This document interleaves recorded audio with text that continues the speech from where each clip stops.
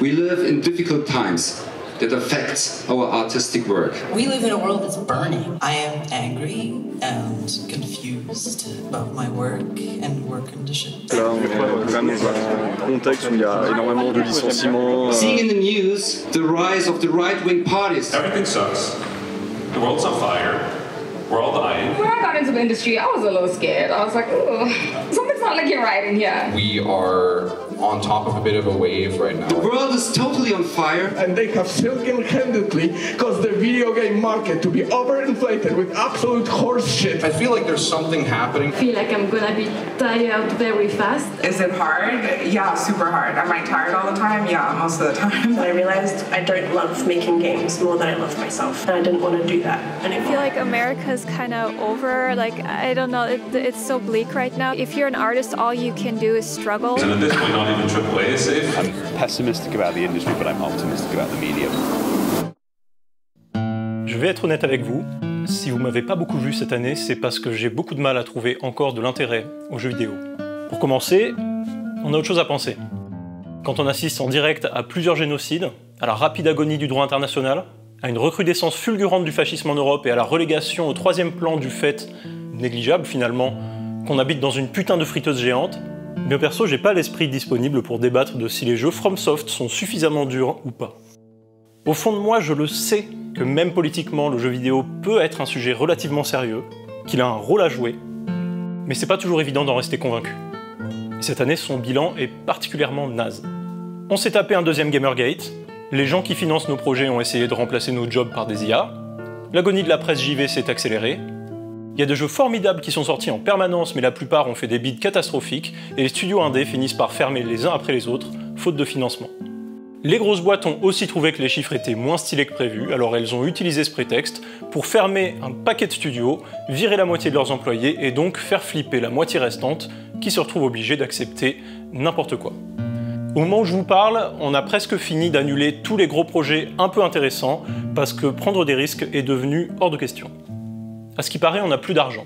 On parle toujours d'une industrie qui fait plus de bif que la musique et le cinéma réunis. Et on parle aussi, voyons les choses en face, d'un médium qui consiste à inventer de nouvelles façons de voir et d'organiser le monde, mais dont le seul héritage politique, dans une époque gangrénée par le fascisme et la guerre, c'est d'avoir radicalisé des générations entières de Jordan 93. Je vais pas vous mentir, ça me donne très envie de parler d'autre chose. Mais parce que je suis lié à cette chaîne par un pacte de sang, j'ai été forcé d'aller chercher pour vous des raisons de continuer à y croire, pour pouvoir vous faire malgré tout une vidéo un peu optimiste, pour qu'on puisse continuer de s'intéresser à ce miracle un peu raté qu'on appelle les jeux vidéo, et qui peut-être, un jour, deviendra un miracle véritable. Ok, je l'ai aussi fait parce que je bosse dedans et que j'avais besoin de me remotiver. Mais la bonne nouvelle, c'est que ça a marché. Je suis allé dans le seul endroit au monde où je savais que les gens se posaient exactement les mêmes questions que moi. Et que contrairement à moi, eux, ils avaient des réponses. Cet endroit, c'est un festival berlinois qui s'appelle Amaze. Et sa première qualité, c'est qu'il fait le lien entre deux mondes, celui des jeux commerciaux, qui génèrent tout l'argent mais aussi tous les problèmes, et celui des jeux expérimentaux, qui génèrent depuis toujours de la dette et des solutions. Vous commencez à comprendre que ça correspond exactement à ce qu'on aime sur cette chaîne. Mais c'est pas tout. Amaze a une autre ambition, qui nous intéresse elle aussi depuis longtemps, renforcer les échanges entre le jeu et les autres formes créatives. Pour nous, c'est le paradis. Et pas que pour nous, en fait. Il y a là-bas des gens du monde entier qui travaillent presque tous à la frontière entre le jeu tel qu'on le connaît et autre chose qu'on connaît pas encore. Dans cette zone étrange et fascinante dont ne sortent que des trucs miraculeux, mais un peu trop nouveaux pour que leur niche existe déjà. Ce qui est encore plus intéressant, c'est que beaucoup de ces gens viennent à Amaze pour s'en inspirer et pour monter ensuite des événements similaires dans leur pays. Ce qui crée en fait un grand tissu international d'événements stylés, dont on va parler. Pour tout vous dire, j'ai rencontré là-bas plein d'orgas de festivals français. Amaze, en fait, c'est comme une société pas du tout secrète où se retrouvent tous les créateurs les plus zinzins et les plus interactifs du monde entier. Et là-bas, pour la première fois, j'ai eu l'impression d'avoir trouvé ma famille créative. Alors quel est le programme? Je suis parti avec deux amis, No Noise, qui était dans la sélection il y a quelques années pour son jeu Abyssal Somewhere, et Paul, qui bosse chez Dontnod et bricole lui aussi des jeux bizarres sur son temps libre. Et on a testé des jeux incroyables que je vais vous montrer aujourd'hui. Mais surtout, je me suis promené sur le festival avec ce micro minuscule et j'ai été poser des questions à des personnes qui, selon moi, ont déjà trouvé les solutions à tous nos problèmes. et je suis revenu avec 15 heures de rush. Bref, on est parti pour une immersion totale dans le fameux avenir du jeu vidéo, en compagnie de celles et ceux qui sont en train d'essayer de le fabriquer. Aujourd'hui, on met un magnifique coup de pied dans cette vieille fourmilière à demi abandonnée qu'est l'industrie, et on enfile nos casquettes de système designer pour imaginer un monde vivable à construire à la place. Quelque chose qui ne transformerait plus le gamer moyen en un abruti fasciste qui veut devenir Premier ministre. L'industrie du jeu vidéo est en train d'imploser. Si vous regardez cette chaîne, vous aimez bien les jeux un peu bizarres, et vous serez ravis d'apprendre qu'ils sont le moyen de transformer cette catastrophe en une bonne nouvelle.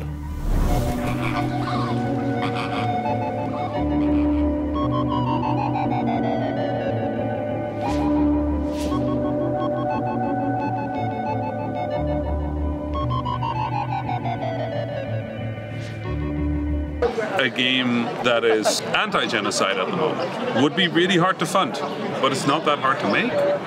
And for me, that's the distinction of where the industry is going wrong right now. For 15K, you can have an amazing little game made by a single person who hires like 2-3 people to work on it for 3 months. They have an amazing little game that will absolutely make that money back. But it's not big enough. It's not, you know, the profit margin is not high enough. And it's such a disappointment. How can we do smaller funding, micro funding? Like how can we get smaller developers to have just enough money to make the thing that they want to make, do it comfortably, and then make the next thing? Those are questions I want to answer. Ça, c'est ce que me répond Rami Ismail quand je lui demande comment faire des jeux dont l'impact politique serait enfin positif. Il faut juste financer plus de petits jeux. Wait, do we have the same name except for the last letter? Rami, au départ, c'est l'un des cofondateurs de Vlambeer, qui a développé des petits jeux qui ont très bien marché, comme Ridiculous Fishing et Nuclear Throne. Mais depuis quelques années, il est surtout connu pour donner des conférences et faire du consulting partout dans le monde pour aider de petits développeurs à émerger.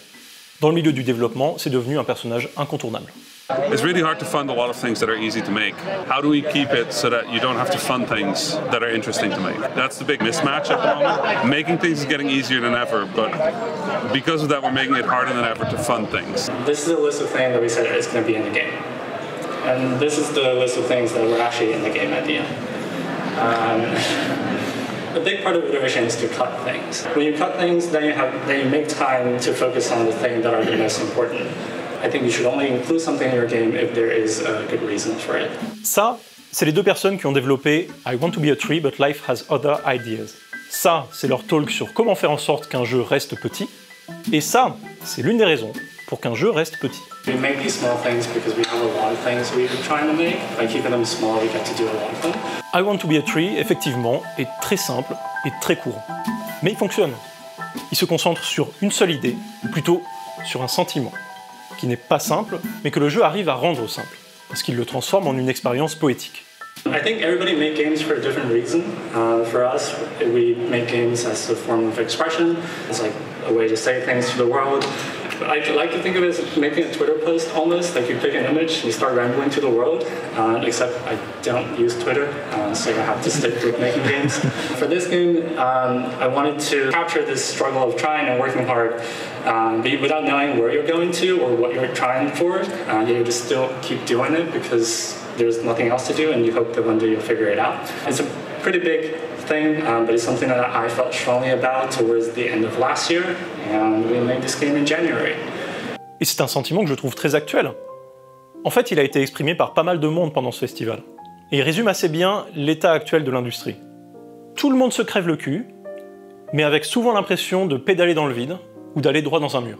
Que ce soit à l'échelle de l'industrie, qui souffre de plein de décisions que tout le monde trouvait débiles depuis le début, ou à l'échelle des projets qui sont souvent trop gros, interminables, bordéliques et mal gérés. Se recentrer sur une seule idée, comme ils l'ont fait sur ce projet, c'est justement un bon moyen de garder le cap, et de se souvenir de ce pourquoi on travaillait au départ. From a design standpoint, when you have a human character in your game, this sort of immediately invites players to ask questions, right? Like, who is this person? Why are they here? What are they trying to achieve? Does it hurt when it falls to the floor? Stuff like that, which are questions that really isn't that important for the game. Like, we're trying to capture a universal feeling through mechanics that is not tied to any human characteristics. So we thought, okay, maybe we can just use a basket. And it's going to save us a ton of time, and it's a lot cuter. So this is the basket, and it still uses the same rig.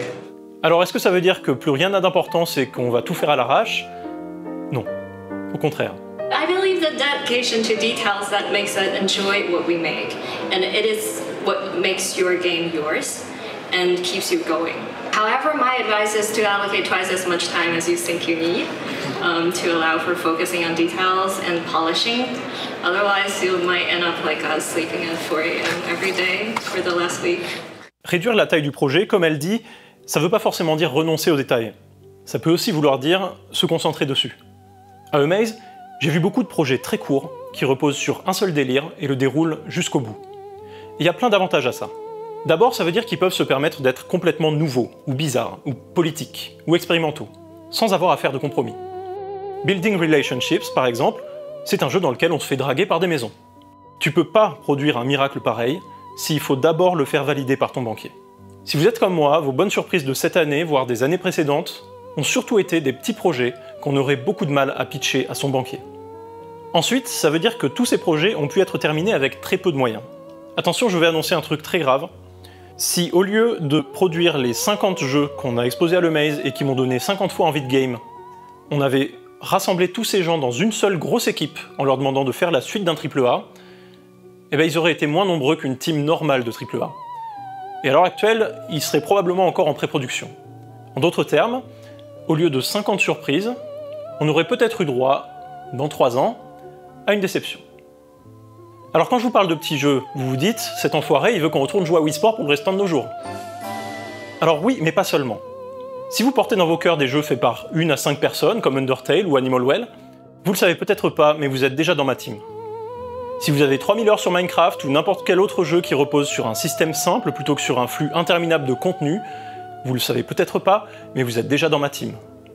Si vous avez kiffé n'importe quel jeu entre Oxo en 1952 et MGS3 en 2004, vous le savez peut-être pas, mais on joue depuis toujours dans la même team. Ce que je veux dire, c'est que même si GTA 6 a un budget 200 fois plus élevé que celui de GTA San Andreas, il pourra jamais créer une expérience plus amusante que les après-midi passés à rester debout sur les ailes d'un avion que le joueur 2 est en train de piloter. Les choses qui font qu'un jeu est bon, elles coûtent pas très cher à faire. Mais les choses qui coûtent cher à faire, bien souvent, elles rendent le jeu moins bon.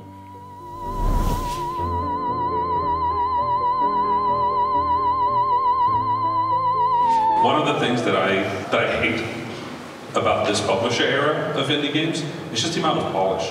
Yeah. Like shit's too polished. Like that meme about smaller games with worse graphics, like that, fuck yeah, please stop. Vous le reconnaissez, c'est encore Rami Ismail. Là, il discute du futur des jeux vidéo avec Flan Falaci, qui a notamment développé Titanic 2, mais fait aussi partie de l'orga de Indie Arcade et de Manifesto, et Pietro Righi Riva, fondateur du studio Santa Ragione et auteur du manifeste Rejecta.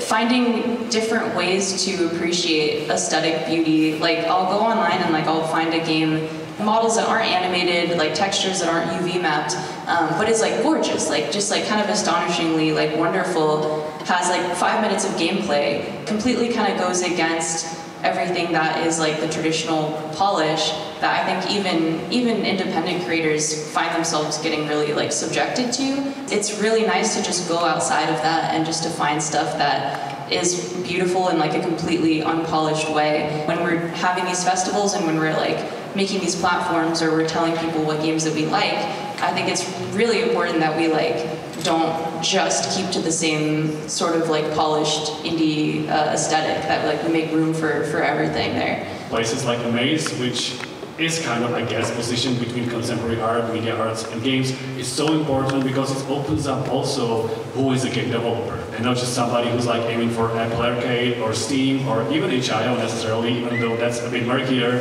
and also somebody who's an illustrator who has fine arts degree and also is making games. Right, so I'm watching all these systems, I can't help but think the best way now to make interesting games is to make them outside of industry. So what systems can we create that enable people that don't have the space, the time, the money, the resources to participate in that? Because for me, that's where a lot of the most interesting work is being made. De ces quelques morceaux choisis, on peut dégager une dynamique. Sacrifier le polish pour faire des jeux imparfaits, ça permet de faire des jeux différents, mais ça permet aussi à des personnes différentes de faire des jeux. Et c'est un truc que l'industrie ne met pas encore en valeur. Si on veut voir ces jeux-là, il faut aller dans des lieux alternatifs comme Amaze.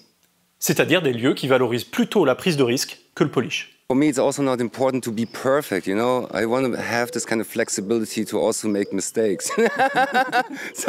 And maybe it's also very chaotic, but it's in a positive chaotic. We are not forcing ourselves to be the best, you know.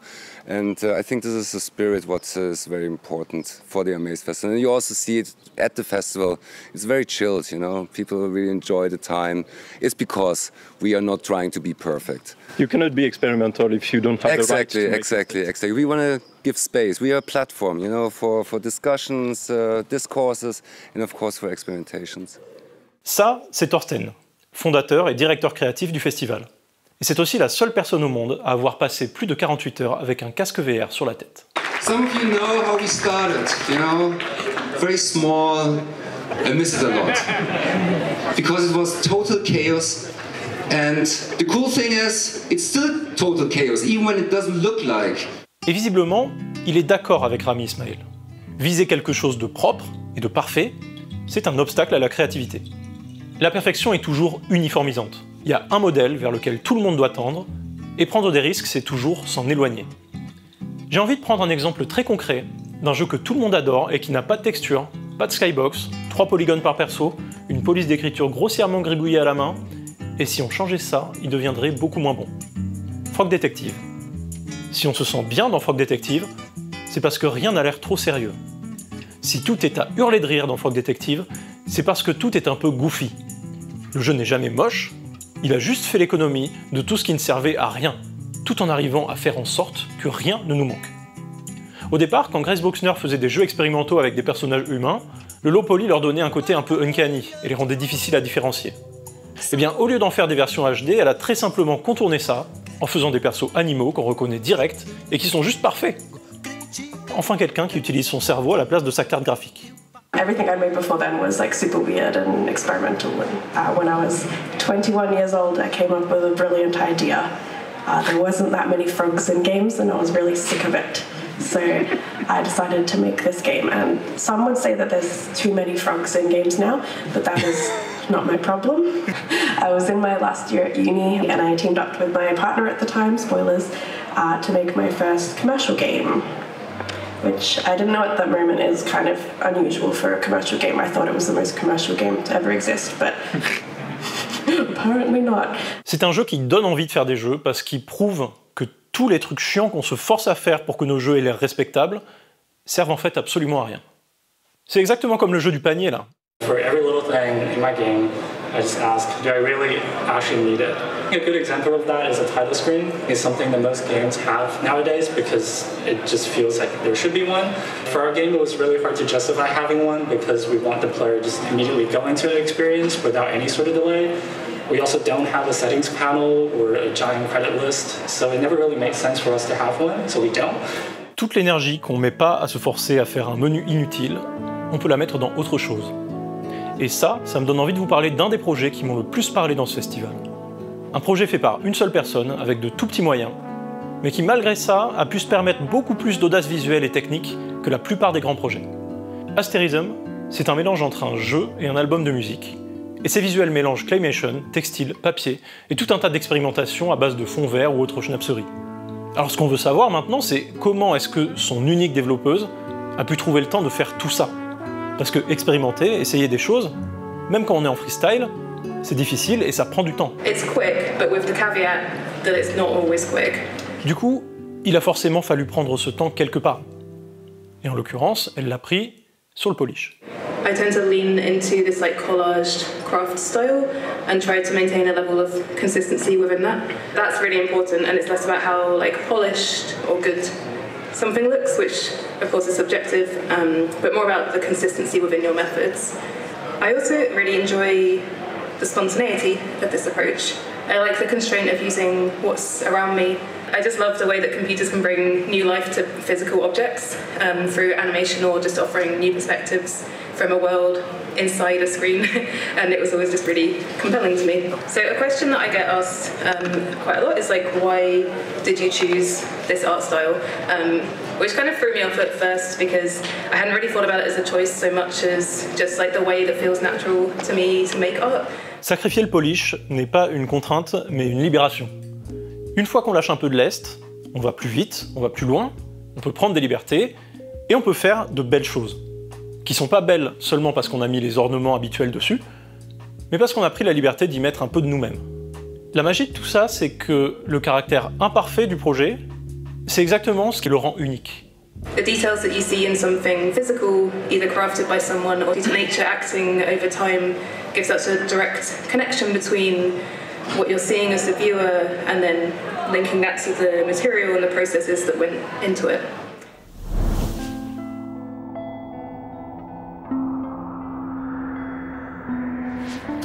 Je vais vous dire un secret. Dans l'artisanat d'art, la poterie, tous ces trucs-là, c'est pas rare de laisser exprès des imperfections, des signes qui montrent que l'objet est fait à la main, et donc qu'il est unique, et donc qu'il est spécial. D'ailleurs, même les usines ont remarqué que ça donnait une valeur ajoutée à l'objet, et elles ont commencé à essayer d'imiter ça. Au Japon, l'imperfection est même le fondement de ce qu'on appelle le wabi-sabi, une esthétique qui domine la philosophie créative du pays depuis des siècles. L'aspect rugueux, asymétrique, rustique d'une œuvre, c'est ce qui permet d'apprécier sa vérité. Pas besoin d'aller trop loin ici, mais la notion de wabi-sabi s'est développée comme un moyen d'accepter, et même de pratiquer, 3 enseignements bouddhistes. Rien ne dure toujours, rien n'est achevé, et rien n'est parfait. Le jour où on aura compris que ces 3 trucs s'appliquent aussi aux jeux vidéo, on aura fait un grand pas. Mais il existe un domaine précis du jeu vidéo dans lequel ces 3 vérités sont déjà la base de tout. C'est un tout petit monde, mais il est très bien représenté à l'Amaze, celui des contrôleurs alternatifs. Les contrôleurs alternatifs, c'est l'art d'imaginer de nouvelles manières de jouer. Vous voyez la streameuse qui joue à Dark Souls avec un tapis de DDR? Eh bien ici on game avec un skateboard, ou avec un tas de cordes, ou avec à peu près n'importe quoi en fait. En général, c'est l'occasion soit de changer complètement notre regard sur un gameplay qu'on connaissait déjà, soit d'explorer un gameplay qui ne pourrait pas exister sans ce contrôleur spécial. Et donc pour en revenir au sujet, les contrôleurs alternatifs sont une parfaite illustration des 3 principes bouddhistes qui ont matrixé les potiers et les paysagistes japonais, et à travers eux le reste du monde. Rien ne dure toujours, parce que les contrôleurs sont des installations qui ne vivent que le temps d'un festival, d'une expo, d'un espace. Tous les jeux ne sont que des instants, mais dans ce cas précis, ce sont des instants qu'on ne pourra jamais tenter de reproduire. Rien n'est achevé, parce que les contrôleurs n'existent que pendant que quelqu'un y joue. Le skateboard que l'artiste transporte dans son sac n'est pas une œuvre terminée. L'œuvre prend son sens quand quelqu'un monte dessus. Et enfin, rien n'est parfait parce que chaque fois que quelqu'un finit par monter sur l'œuvre, eh bien il se passe quelque chose de nouveau, on en apprend un peu plus sur comment cette installation fonctionne, ça donne des idées, et c'est l'occasion de l'améliorer pour la prochaine fois. Le fait que rien ne soit parfait, achevé ou éternel, c'est ce qui garantit que les choses continuent de vivre. Ce sont les 3 principes de la vie, et c'est pour ça qu'on en a fait aussi les 3 principes du beau. Mais j'ai trop parlé. Si vous voulez une démonstration de ces 3 principes, il suffit d'écouter les artistes qui ont créé Crashboard et qui nous racontent comment ce projet est né et a vécu. Je suis Émilie Breslavets, je suis artiste ludique et game designer. Je fais des contrôleurs alternatifs, des petits jeux expérimentaux et des installations ludiques. Ici à Amaze, j'ai notamment conçu Crashboard en collaboration avec Léon Denise, qui est un skateboard interactif pour surfer dans le cyberspace. Ouais, je fais le point dessus. Incroyable. Moi, je suis Léon Denise et on a travaillé sur ce projet avec Émilie qui a fait le contrôleur, le hardware. Ouais. Moi, j'ai fait la partie software, application 3D. C'est Léon qui a d'abord contacté Thorsten et Thorsten ensuite qui a fait l'appel à nous. Là, on en est à notre 3e installation qu'on a fait ensemble. On en a d'autres qui sont en projet, mais qui sont encore en gestation, donc on ne va pas en parler. Et Crashboard, en fait, c'est notre installation qui a le mieux marché, mais qui, quand on l'a présenté, était vraiment un prototype un petit peu bancal. Et donc on s'est dit ce serait dommage d'en rester là, et donc on a itéré dessus. Et on a changé un petit peu la manière dont ça fonctionnait au fur et à mesure. Mais ça évolue à chaque fois selon les festivals. On change comme le thème de l'exposition pour lequel on a fait le jeu était à propos du crash, l'erreur créative. Quand l'erreur informatique devient intéressante, inspirante, ce qui arrive dans l'art, dans le monde de l'art, quand on donne un coup de pinceau en trop, d'un coup le tableau est transformé. La particularité aussi, c'est qu'on a peu d'occasions de playtest nous-mêmes. On termine les derniers trucs à faire sur nos contrôleurs un peu au dernier moment. parfois même sur place. Et du coup, l'exposition et les festivals, c'est aussi des genres de playtest. Et c'est là qu'on a tous nos feedbacks pour améliorer le jeu. C'est pour ça qu'on fait plein d'itérations différentes. Que j'ai fait un trailer il y a quelques mois de Crashboard et l'application ressemble déjà plus du tout à ça. On s'est rencontrés autour justement de ces réunions de festivals de jeux vidéo. Émilie, elle voulait travailler là-dedans. Et en fait, on fait partie d'un collectif, désormais le Cookie Collectif, où on fait des soirées de live coding, des jeux vidéo et des choses comme ça. Et à force de traîner ensemble, on a décidé de faire un jeu ensemble. En fait, moi, j'ai fait une formation game designer à l'Engmin. Je voulais juste me lancer dans un studio et être peinarde. Finalement, je me suis laissée attraper par l'univers des Fab Labs et des contrôleurs alternatifs. Alors d'abord, ça a été ma venue dans une résidence collaborative où j'avais accès à un Fab Lab 24 heures sur 24. J'ai vu que ça m'était accessible, même si je m'y connaissais pas trop en programmation. L'aspect ludique m'a plu et je me suis passionnée là-dessus. Je pensais que ça allait être très compliqué, que j'allais être bête, que j'allais rien comprendre. Et en fait, les formations sur ces machines durent genre 1 à 2 heures. Et ensuite, une fois que tu as compris, tu peux faire n'importe quel projet. Et du coup, j'ai juste eu envie de lier cette nouvelle passion avec ma passion pour le jeu vidéo. Toute cette histoire, depuis le changement de parcours d'Émilie et sa rencontre avec Léon, jusqu'au partenariat avec Amaze et aux mutations de Crashboard, c'est une série d'heureux hasards.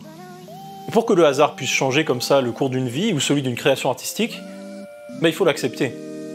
Accepter que le plan qu'on avait fait au départ n'est pas parfait, pas achevé, pas éternel. C'est l'un des petits miracles du jeu vidéo, et en particulier des contrôleurs alternatifs. Cette idée que le jeu ne se dévoile vraiment qu'au moment où quelqu'un y joue, c'est un truc dont on parle dans toutes nos vidéos depuis 2014, mais ça m'a fait vraiment plaisir, à l'Amaze, de découvrir à quel point on n'était pas tout seul.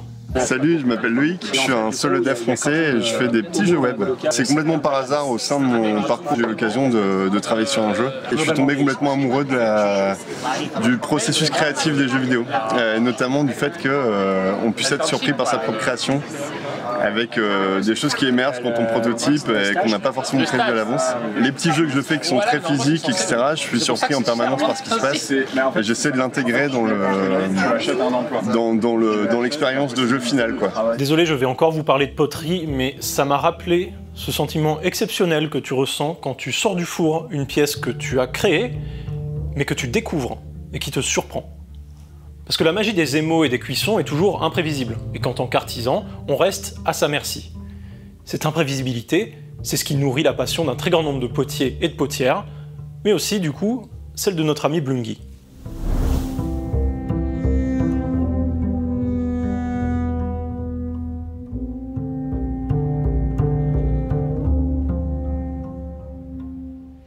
Ça nous amène à un nouveau point, un nouvel argument en faveur des petits projets.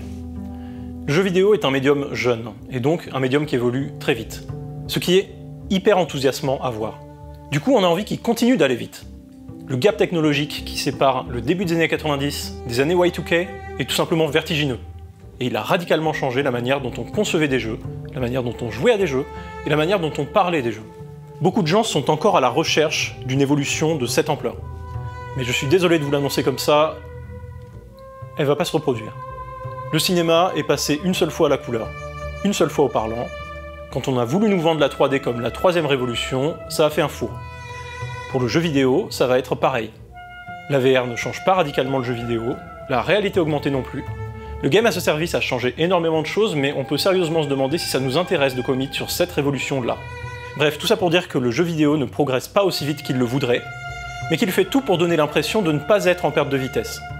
On veut montrer que nos jeux sont plus grands, plus beaux, plus détaillés, plus matures, plus ouverts, plus longs, plus durs, plus verbeux et plus casse-couilles.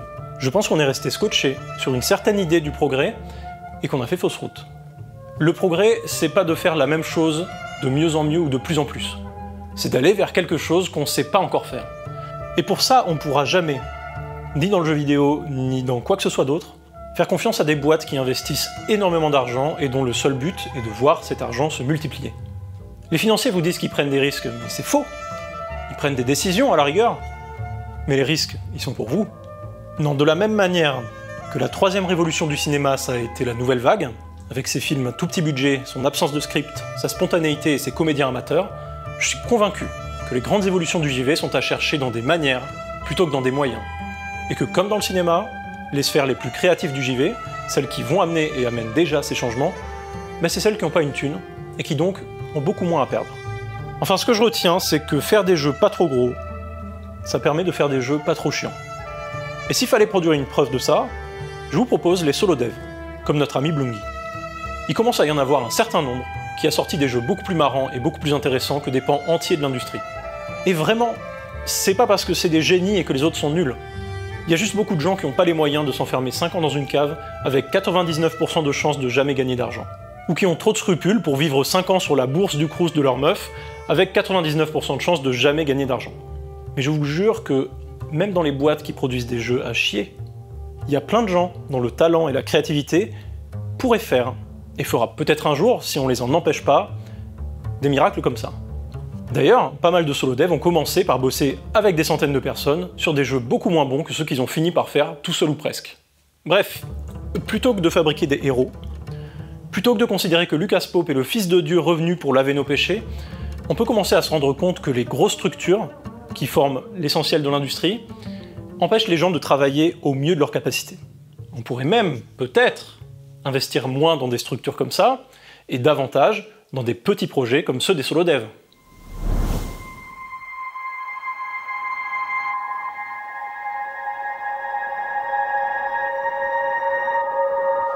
L'une des personnes les plus créatives à mes yeux dans le monde du jeu vidéo, c'est une solo dev, Nathalie Lowhead. On a déjà parlé de son boulot sur cette chaîne, et on vous a déjà dit qu'il était sans équivalent, dans la manière dont il se joue, dans la manière dont il raconte des choses et dont il les fait ressentir, et dans la manière dont il reconfigure complètement notre rapport aux univers numériques. Dans tous ces projets, Nathalie Lowhead prend des risques.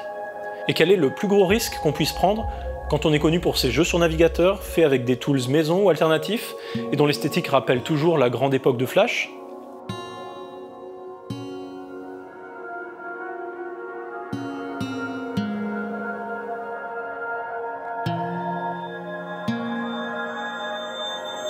It was a really intimidating thing to do because I kind of did 3D, but not like this, you know? So it's like, oh God, am I shooting myself in the foot here? Is it gonna suck? You know, I did have some pretty concrete goals with what I wanted to do with it because like it's based on an older 2D thing that I'm kind of using as a guide. Like the 2D thing is a prototype and I'm building the 3D thing based on how it's kind of works into some of my other games. Like everything is going to be okay. If you dig around enough, you find poetry. That's going to be the same poetry that is the driving force here. So it kind of connects with everything is going to be okay. So it has a little bit of theme, and there's visual effects that I feel like kind of tie into previous work too. So I meant it to feel kind of a little bit coherent with other stuff, but very different in that it's this rich interactive world with, I hope, high quality that looks kind of like very video gamey, you know. So yeah, I'm glad it worked out the way it did because it was a very big and different thing to try.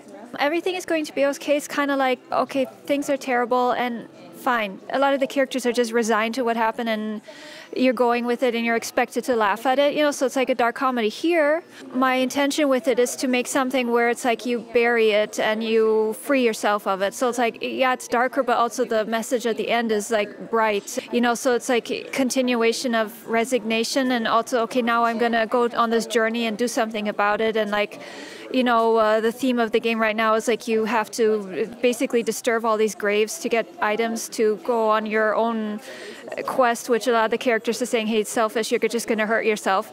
But like, I have to do it anyway, and you go, and the whole idea of it is that you're going to confront your own personal demons and claim freedom from bad things that happen to you, you know? So it's like a bit of a continuation, but even if it's darker and it's not so funny as everything is going to be, okay, the message is brighter, so I think the contrast might be interesting for people, you know.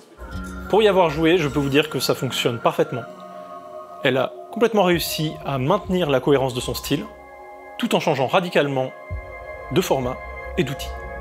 Et comme le sujet de ce jeu, c'est d'aller déranger de vieux démons pour transformer une expérience passée, bah le fait qu'elle reprenne un projet vieux de plus de 20 ans pour en faire quelque chose de totalement différent a énormément de sens. Yeah, because it's like, there's an aspect of me that's like, why would I go back and do this? You know, like it's something you make in high school, and yeah, I was successful, and part of you also wants to move on because like I made this as a teenager. It's so awkward and weird to engage with this work again, but also like it meant so much to a lot of people, and I kept getting asked about it even 20 years later, like, hey, are you ever gonna do it? Like, I remember this, you know, and it just seems like it would be sad to not finish it or to not bring it back to life in a way that's respectful of what it meant to people. Et c'est cette partie qui m'a posé question. La manière dont les gens ont reçu le Blue Suburbia de l'époque, il y a 20 ans, était forcément très liée à son format, à son côté amateur, à tout ce qui le séparait de l'industrie et de ses codes. Alors pourquoi, aujourd'hui, avoir choisi de travailler avec Unreal? Yeah, that's a good question. I'm glad someone asked this finally. You know, like Unreal, it's a mainstream tool owned by a corporation, everything that like I'm not for, but also my entire time doing games, it's always been alternative, small, but there's this little bias towards that, you know, when you meet developers at like GDC, like, oh, you make something in that, like, and it kind of invalidates your work. So I thought it would be funny to take something that is kind of on a pedestal and reclaim it in a weird way where like, yeah, look, I'm good at it, but also I've shoehorned Bitsy and Flash games into this and made it a coherent thing, you know, so in the end, alternative stuff still wins, you know, like, oh, see, you can't argue against this now because it's Unreal, but also there's tons of other stuff in it. Working with restrictions is kind of like a really inspiring, you know, and I feel like creativity thrives in restrictions, and art needs to have friction in order to grow into bigger things. So, like, yeah, it's a big talking point there. Le parti pris de Nathalie Lohed était à la fois créatif et politique. C'est un cheval de Troie dans la grande machine de l'industrie. Faire passer les tools et les techniques alternatives dont elle est l'une des grandes défenseuses dans un produit qui ressemble, au moins en partie, à des projets commerciaux. Il y a une chose que j'ai trouvée saisissante avec ce jeu, c'est que même en ayant l'impression d'entrer dans un monde complètement nouveau, on ressent toujours les mêmes terreurs et les mêmes empêchements. Dans ses précédents jeux, c'est ce qui sabotait toutes les interactions, nous gardant captifs d'un monde qui était une prison. Cette fois, on s'est échappé dans un monde entièrement différent, qui semble ouvert, qui semble vaste, qui semble réel, et pourtant, on n'a toujours pas quitté notre prison. C'est l'un des sentiments les plus terrifiants que j'ai jamais rencontrés dans un jeu vidéo. Mais si on le rencontre, c'est pour pouvoir le vaincre. Parce que cette fois, peu à peu, on finit par s'en libérer. Blue Suburbia parvient à se transformer en un jeu optimiste. À mes yeux, cet exploit, c'est la preuve qu'on peut retourner les outils de l'industrie contre elle-même, en les subvertissant et en les diluant dans d'autres outils et d'autres procédés plus cool, plus légers et plus variés. Et c'est ce qu'on va faire maintenant.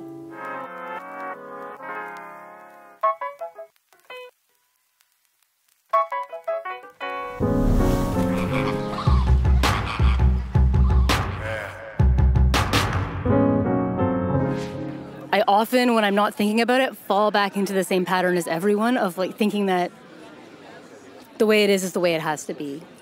It isn't set in stone. How we relate to work, it isn't set in stone. Like all the things about the way we relate to people and the lives we choose to live, we can shape.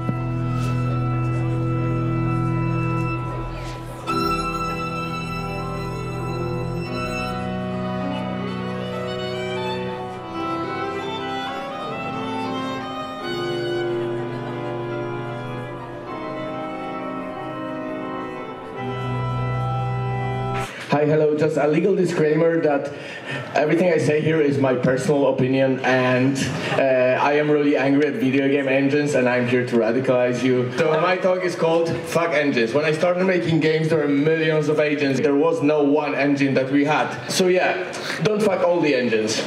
Fuck Unity. In October 2023, Unity has decided to pull a rug from under all developers using it. In their move, they would have bankrupted multiple companies. I came into the industry when Flash was still around and kind of on its way down, and I learned Unity whilst everyone else was still using Flash, and then everyone was being very sad about like Flash declining as a platform and complaining about having to learn Unity. But the main thing I took away from that is, oh, don't ever like let your skills get entirely stuck onto one platform. It's really sad that large corporations like Unity or even Adobe with what they did with Flash get to make these decisions and just pull the plug on so much beautiful work and history, and there are so many alternatives out there, but they don't get enough attention. Yeah. Il y a un an, Unity a annoncé un changement dans son modèle économique. S'il avait été appliqué, des milliers de studios, de développeurs, de développeuses auraient eu le choix entre mettre la clé sous la porte ou transférer tous leurs projets, tout leur pipeline, toutes leurs connaissances vers un autre moteur. Beaucoup n'auraient pas pu le faire. Et les protestations ont été si fortes qu'Unity est revenu sur sa décision. Mais le mal était fait, et la confiance était rompue. Les gens se sont souvenus de la lente mise à mort de Flash par Adobe, qui a condamné des dizaines de milliers de projets à l'oubli. Ces deux déceptions ont fait comprendre aux développeurs que faire reposer l'ensemble de l'industrie sur deux moteurs, Unity et Unreal, c'était mettre son sort entre les mains de quelques personnes dont l'intérêt principal n'est clairement pas la survie des petits studios ou le rayonnement artistique du jeu vidéo. Face à ce constat, beaucoup ont décidé de migrer vers des moteurs open source. Et le plus populaire d'entre eux, c'est Godot. Yeah, for me it was the unfortunate story of trying to make games and then getting too much into the tooling and then never finishing the game, which I'm sure a lot of you can relate.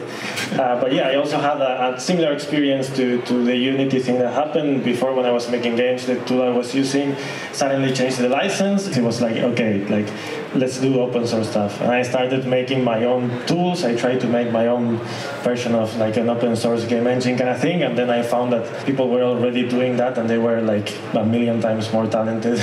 So it was like, okay, I think I can help with this, and I got involved with open source in everything I could. And I think like since then I've been trying to help, like not only in Godot but in other areas. Vous aviez déjà reconnu Nathalie Lowhead.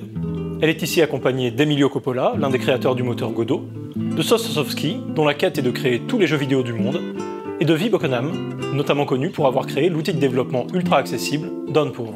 I am the creator of Downpour. This is a tool that you can use to make games on your phone, and it's really trying to lower the distance between having a stupid idea and inflicting it on someone else. In the course of this talk, you could pull out your phone, sneakily start looking at it, download it from the App Store, combine some photos together and publish, I would estimate, about 5 complete games in the course of this talk. What we want to talk to you about is that you do not have to be bound by the shackles of the corporate tools. There are thousands of free tools that are more unique, tools that are empowering to more developers, that are more accessible, that are absolutely free, and you are not alone in the journey. If you want to stop using Unity, if you want to stop using Unreal, there are many things that you can use, and there are many also things that you can do to help other people.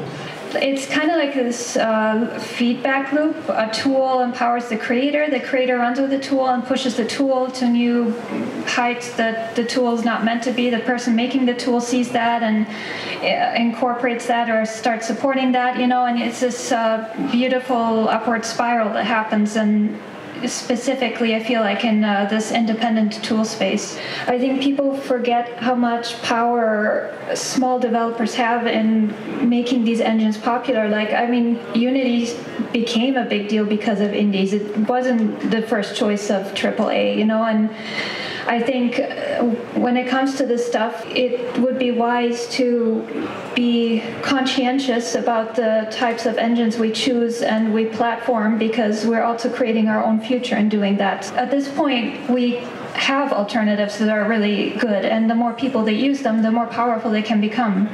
Vous l'avez compris, aller au-delà des deux moteurs traditionnels, c'est pas juste une question de survie, c'est aussi une question créative.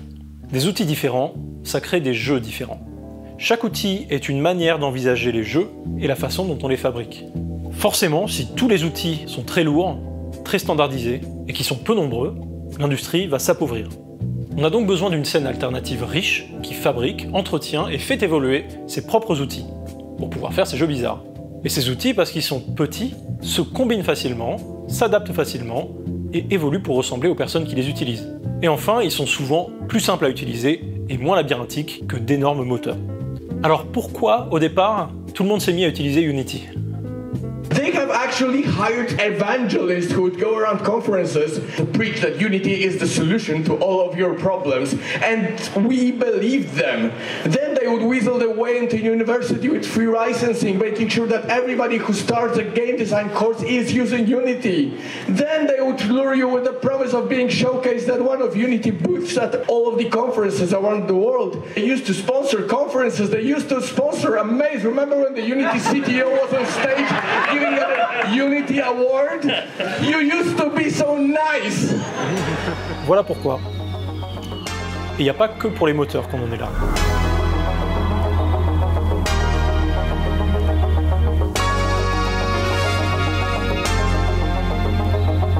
You kind of have a different sort of model on itch.io where it's more about self-curation, like it's up to you to follow the creators that you want to see more from, and then you build your feed that way. And it's interesting that itch.io kind of puts the onus on you.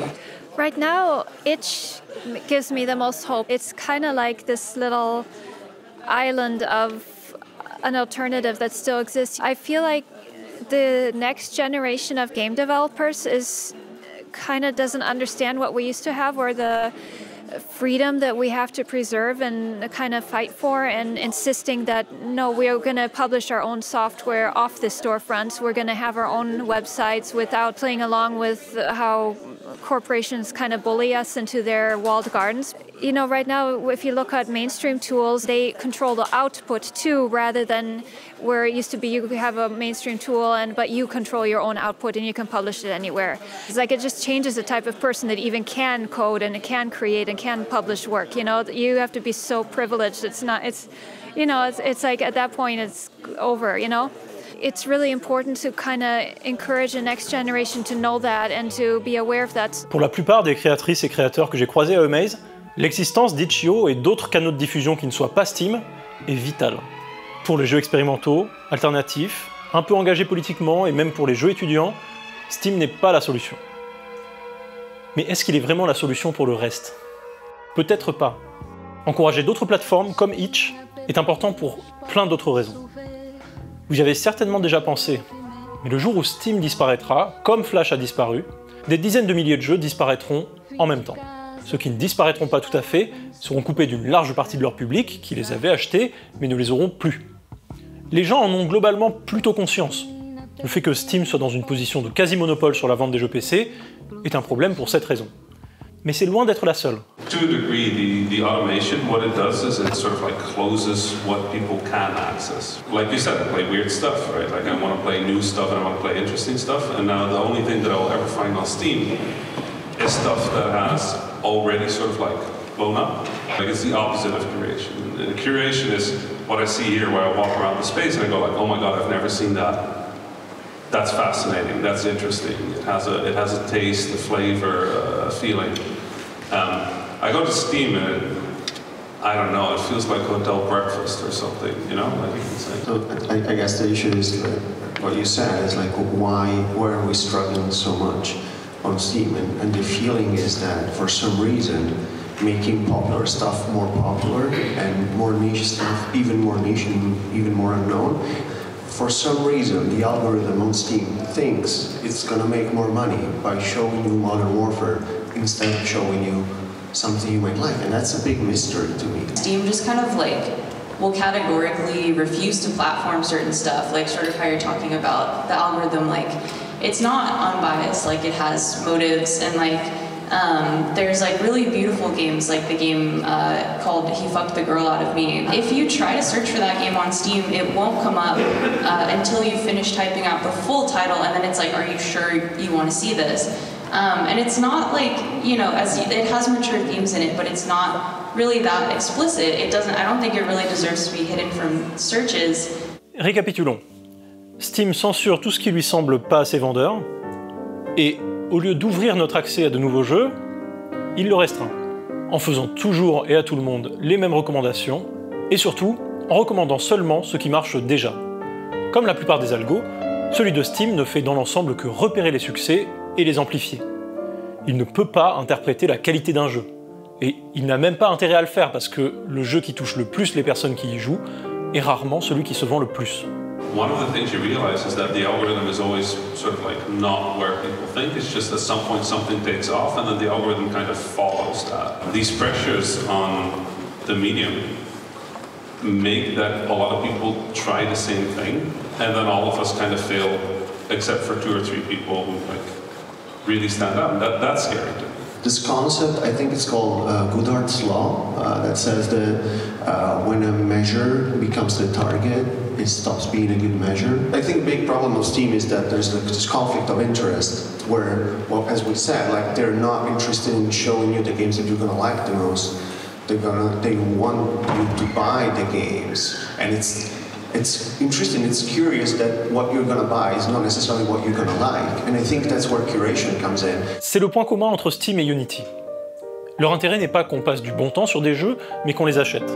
Ce n'est pas qu'on fasse des jeux intéressants, mais qu'on fasse des jeux tout court. Ce n'est pas de mettre en avant un jeu qui va changer votre vie, mais simplement un jeu que vous allez acheter à coup sûr, parce que vous allez être persuadé que tout le monde l'a déjà et que vous êtes le dernier cono à pas y jouer.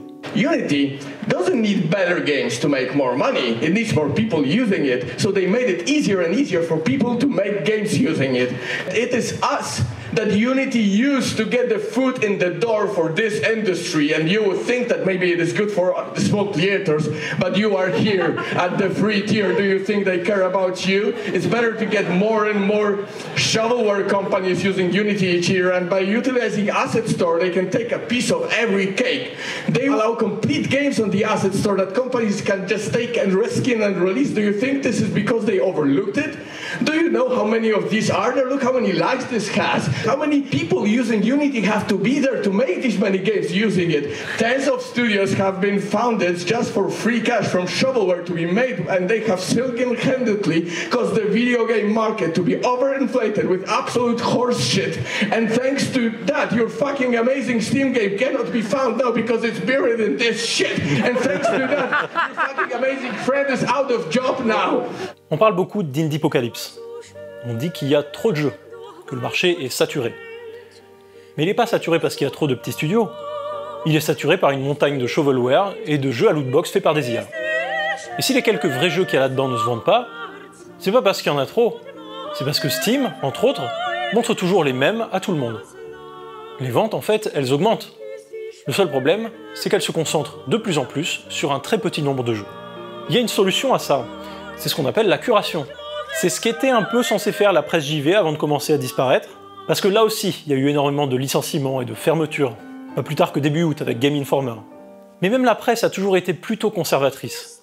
Et a priori, les créateurs de contenu qui ont largement récupéré l'audience de la presse ne sont pas partis pour faire beaucoup mieux. Parce que leurs revenus dépendent de l'audience, et que pour faire de l'audience, il faut montrer le jeu du moment. Pendant un mois, tout le monde va parler de TOTK, mais le mois suivant, il aura disparu, parce qu'il aura été remplacé par Baldur's Gate. Et ainsi de suite. C'est un manège qui nous rend tous un peu plus cons, mais c'est loin d'être le plus gros problème avec la diffusion de jeux vidéo actuellement. I'm jealous of books. I'm jealous of books because people write books in their own language and then they become successful in their own country and then they go outside. I'm jealous of this idea that you can create something that is true to your own culture, to your own person, to your own surroundings. It being successful in just that space is good enough. And if it is that successful that it merits translation, it can be successful in a book. I want that. I want that for games. Like that. If you would ask me what is sort of my dream for the future of games, is that we're fragmented enough as an industry that people find things that are interesting, and if they're good in that space, they'll move to the other spaces. That's my dream. I use the example in the panel of books. I'm very jealous of books because if you're a writer, you write a book in your own language, you sell it in your own country with the own systems that are available there. And if it's very successful, it might get translated to the international market where it then has another shot at being successful. But there are books that are popular in many languages, but not in English. And they're still bestsellers around the world. It's just nobody in the US has ever heard of them. That's not how games works. You always make games for Steam. And that's kind of a shame. Quand on fait des jeux dont le budget se compte en millions, comme beaucoup de jeux indés, en dizaines de millions, comme beaucoup de jeux moins indés, ou en centaines de millions, comme les plus gros AAA, le seul moyen de rentrer dans nos frais, c'est un succès planétaire. De toute façon, comme il n'existe pas de circuits de distribution locaux, à part les festivals qui sont pas assez fréquents ou fréquentés pour qu'on puisse se reposer sur ça, il n'est pas vraiment possible pour un jeu de viser une audience locale. En gros, soit ton jeu décolle mondialement, soit il bide mondialement. Qu'est-ce que ça veut dire? Déjà, ça veut dire que pour s'en sortir, il faut faire un jeu qui parle à tout le monde. Créativement, ça ferme énormément de portes. Souvenez-vous de tous les jeux PS1 dont on parle sur cette chaîne et qui visaient seulement un public japonais au départ. S'ils sont pas sortis à l'étranger, c'est souvent parce qu'ils n'étaient pas du tout pensés pour. À l'époque où les jeux s'achetaient en boutique, c'était encore possible. Mais aujourd'hui, beaucoup moins. Ensuite, ça veut dire qu'il faut investir dans la traduction avant de savoir si ton jeu va plaire, ce qui représente un risque supplémentaire. Mais surtout, et c'est ça qui est beaucoup plus grave, si pour une raison ou pour une autre, tu ne peux pas avoir accès à une diffusion mondiale, bah t'es foutu. I was talking to a developer from Nigeria the other day. He can't sign up to Steam. Steam does not allow developers from Nigeria to sign up. It has to do with like paperwork validation or anything. 177 countries are allowed to sign up for Steam accounts, but not PlayStation accounts. Those 177 countries are not the rest of the countries on Earth. There's countries that also can't sign up for Steam accounts, right? And then for developer accounts, those numbers are even worse. Getting dev kits in places like Brazil required people to smuggle them into the country for years. And people in Africa needed Europeans to be their proxy for like Nintendo dev kits for years, right? Like so, there's that. There's language, right? Because we can create these creator systems. I still come across sign-up forms from people that are like, your name has to be more than 2 characters. There are so many sort of these invisible systems that are terrifying that I've really started to believe that probably the best thing that can happen to our industry is just fragmentation. Just split the whole thing up, like have it break, like these big things are bad for us. And that, you know, that's okay, there's a balance here. Like there has to be a balance. There has to be a way for commercial work to be made so that there can be an art scene that can make artistic work. Right now it's just so incredibly balanced in one direction. Games are not easy to make in most places on Earth. I think fragmentation is very powerful in that it allows different rule sets and different spaces with different leaders, different heroes, different attitudes to exist simultaneously. And right now, I think many things on Earth are slightly too globalized, where it's like, oh, there's this one way. Like, you want to do video, it's YouTube, right? You want to do games, it's Steam. You want to, like, all of these things are very standardized. There's one way of doing it. It's usually a US-controlled system. And then at the end of all of it, it's like, well, if you don't fit that, then you're just out of luck. On peut faire genre, on a un système vraiment mondial, mais en vrai, ça voudra toujours dire qu'on a un système fait par quelques-uns, qu'on impose à quelques autres, et dont on exclut tout le reste. C'est le cas du PlayStation Network, c'est le cas de Steam, et ne nous voilons pas la face, tant que tous nos systèmes seront faits par les mêmes gens au même endroit, ce sera le cas de tous nos systèmes. On a des pays où les gens n'ont pas le droit de diffuser de jeux vidéo, on a des pays où les gens n'ont pas le droit d'acheter des jeux vidéo, et on a une grande majorité de pays qui n'ont pas le droit de participer activement à la très petite communauté qui décide de comment on fait des jeux et pour qui on fait des jeux. A lot of the conversations that are happening around games and around game development are conversations being held in the West, in China or in Japan. And for most of the other territories around the world, they're not really considered in those conversations. And that involves things like Steam. So Steam is available in many countries, but in the countries it's not available, like nobody would be able to list them for you, right? But they're not available in large parts of Africa, parts of Asia. So similarly, recently, Helldivers had a bit of a controversy where Sony started making it mandatory for people to sign up with a PlayStation Network account. To get a PSN account, it turned out that there's only like 19 countries on Earth that allow you to sign up. This sort of global access to games, but also to the games industry, is actually fairly limited. It's limited by language, it's limited by location, it's limited by geography, it's limited by political circumstance in the country. Games are not easy to make in most places on Earth. If you look to your left, right now, in the audience, look to your right, even behind you for good measure, there's most likely a white man with brown hair near you, right? Right? Exactly. So when I got into the industry, I was a little scared. I was like, ooh, real white up in here. I was a bit intimidated and a bit insecure about entering the industry. I wondered, how come there's no people that look like me around here? Are they not interested in making games? That didn't make sense to me. I was like, no, I'm gonna find out what's going on around here. And I found out that there are people that are not brown-haired white men making games. It's just that they're not the majority. And so I decided that I'm going to find my people. And finding my community is what saved me. I went from insecure and anxious to thriving and confident in no time. Alors une vaste partie du monde ne peut pas participer à la conversation. Et le résultat, c'est que plus ça va, plus la conversation se referme sur elle-même. On a des jeux inspirés de jeux, faits par un même public, génération après génération. All this shorthand, right? This cultural shorthand that exists, all these economical advantages, language advantages, the algorithm, the content that you're making, the places you're setting it in. If I say coffee's $25, you go, oh shit, what's wrong with the world, right? And if say coffee's like 400 guinea, you're like, what the fuck is a guinea, right? So around the world, all these systems are sort of pressuring onto like, do the same thing. I find that a very interesting one, is that a lot of games from different places or from different people don't use that shorthand and have to find new solutions to problems that are long solved. I think that's actually one of the most exciting things to me, is this like, okay, that's cool that you all did it like that, but what if we don't? The course of knowledge is a cognitive bias that occurs when an individual who is communicating with others assumes that others have information that is only available to themselves, assuming they all share a background and understanding. So essentially, you might not be aware of how much you know, and you will make assumptions about how much other people will know. And this especially happens with things that are very obvious or common sense to you. Work with a diverse team, because it also happens that you're so immersed in your own culture that you might think that so many things are very obvious to you, but then when you talk to someone else, you will realize that it's not really that obvious. Qu'est-ce qui se passe quand un loisir créatif est plein à craquer de gens qui se ressemblent, ont les mêmes expériences, les mêmes loisirs et la même absence de problème? Eh bien on se fait chier, on tourne à vide. On n'apporte plus rien au médium qui puisse le nourrir d'autre chose que de lui-même.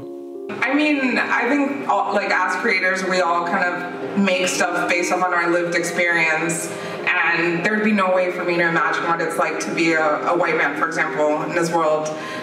So I can only draw from sort of like what I know, what it's like to be me. So I think a lot of my stories talk about that and subjects that I can relate to. I feel like usually when I'm hired, it's for my perspective and what I can offer in terms of like my type of storytelling or my point of view on certain aspects of the world. Si cette dame n'est pas matrixée par l'industrie, c'est parce qu'elle n'a pas commencé dans l'industrie. Sa spécialité de départ, c'est le cinéma documentaire. Mais aujourd'hui, elle bosse avec Niantic, et entre-temps, elle a fait plein de choses. Ce qui rend encore plus convaincante son idée selon laquelle le matériau de la création, c'est l'expérience personnelle, c'est justement le fait que son expérience personnelle, elle est très riche. Hi, my name is Tamara Shagalu, and I have a studio called Auto Pictures. Most of our stories utilize technology to talk about social issues. Around 16 years ago, I was living in Egypt, and while I was there, the Arab Spring, the uprisings started happening. So myself and an Egyptian journalist friend who's here actually, and I started traveling around the country collecting oral histories. And in particular, we were really moved by some of the stories by like a growing LGBT rights movement that was starting and ended up following 4 individuals like for almost 10 years. So this was the backbone of Queer in a Time of Forced Migration, which is a series that is composed of a film, a VR project, and an interactive web experience. From that, we decided to continue working on the series, and the second part, Another Dream, focuses on the story of a lesbian couple, one's from Egypt, one from Saudi Arabia, and their journey to the Netherlands. And they're big gamers and really into VR, so like I spoke with them about how to tell their story, and they were really into the idea of using VR. And then the final piece kind of brings together all the individuals, like now all of them living in Europe, and kind of recounts what's happened, and it ends with the revolution in Sudan, so it kind of starts with one revolution and ends with another. going through different platforms or technologies that I use in storytelling. I like to let stories kind of determine what technology I use. I'm originally from Panama in Central America, and I grew up in the rainforest, and I was commissioned by ADE to design an installation for their festival, and I kind of created this space that through movement you're able to kind of interact and play with the rainforest. Anushka is set in Amsterdam, and for this game we had been working with Niantic, and I wanted to utilize it to kind of tell a story through AR in a physical space. I was really curious about how to use it, but I wasn't quite sure. So I started with something I could do myself, and then used the success of that to get more of a chance to explore something else that I didn't know. And then you start building your team from that. So a lot of the same people that I started working with on some of these projects like 7-8 years ago, I'm still working with today. And then everyone kind of like has their own strength. Toute cette démarche est l'exact inverse de ce qui nous fait refaire tous les ans pour la 1000e fois le remake rétro de je ne sais quel platformer nostalgique sur lequel tout le monde a déjà 800 heures. Dans la carrière de Tamara Shogaolu, il y a différents pays, donc différentes histoires, donc différents formats, et donc des œuvres qui ne se ressemblent pas. Si une seule personne est capable de se renouveler autant, je suis persuadé que l'industrie du jeu vidéo, au fond, en est aussi capable. Et pour ça, il faut qu'elle s'autorise la même agilité, et il faut qu'elle puisse se développer ailleurs que dans les 3 mêmes pays. Pour ça, on l'a dit, il faut des scènes locales.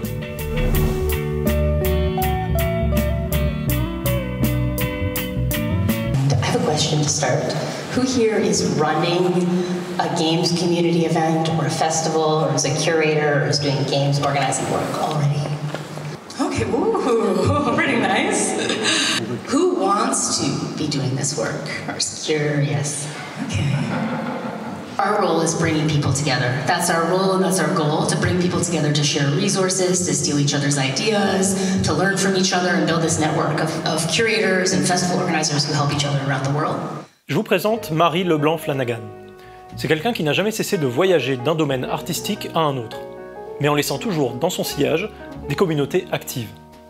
Elle a fondé le Drone Day pour célébrer la musique expérimentale, les Weird Arts Initiatives pour mettre en avant les créations sortant de la norme, Gaia pour rassembler des personnes travaillant dans le monde du jeu vidéo, et elle est l'un des piliers de la Toronto Games Week, qui rassemble plusieurs événements préexistants en un seul. Bref, elle a passé sa vie à rassembler des gens. Alors j'ai été lui poser une question. Quand on pense aux jeux vidéo, et dans une moindre mesure quand on pense à n'importe quel art, on pense à des œuvres d'abord, à des artistes ensuite, et rarement à des communautés. Ce qui forme le paysage créatif, ce sont des chefs-d'œuvre et les individus qui les ont faits. Mais il y a quelques années, je faisais des recherches pour développer un jeu sur l'histoire de l'art, et je me suis penché sur ces gens qui ont prospéré dans tous les domaines de la création, et je me suis aperçu que très probablement, on s'était trompé. Que dans les gigantesques forêts que forment les milieux artistiques, les quelques chefs-d'œuvre ne sont que des fruits, et que les quelques artistes dont on se souvient ne sont que des branches, et que les arbres, ce sont des communautés, des groupes, des lieux, des mouvements que l'histoire ne retient pas. Quand j'ai écouté parler Marie Flanagan, je me suis dit qu'elle était la personne à qui poser cette question. Je lui ai demandé si, à ses yeux, ce qui définissait un milieu créatif, c'était plutôt les communautés que les créations individuelles. Absolutely, I think that the art world is shaped by communities and gatherings. And I've seen it over and over again. I've seen it in music, I've seen it in zines, I've seen it in games. It's shaped by groups of people who come together and are inspired by each other. And that support each other, that pull each other up and book each other for festivals and curate each other's shows and tell each other about each other. There are individual artists, of course, who come out with a strong voice and change things, but I've never really seen that. Personally, I've never seen it. And in my life before this, I had a music community, and I saw people like shoot to the top, like a skyrocket to the top, and they came out of communities. And it's not visible to someone who's outside that, but when you're inside it, you can see it so immediately. Like where they got that guitar pedal, or like why they started using an effect in a certain way. It comes from community. Une heure plus tôt, Marie participait à un panel sur les syndicats et les coopératives. Et on se rendait compte que ça aussi, ça participait à rassembler les gens.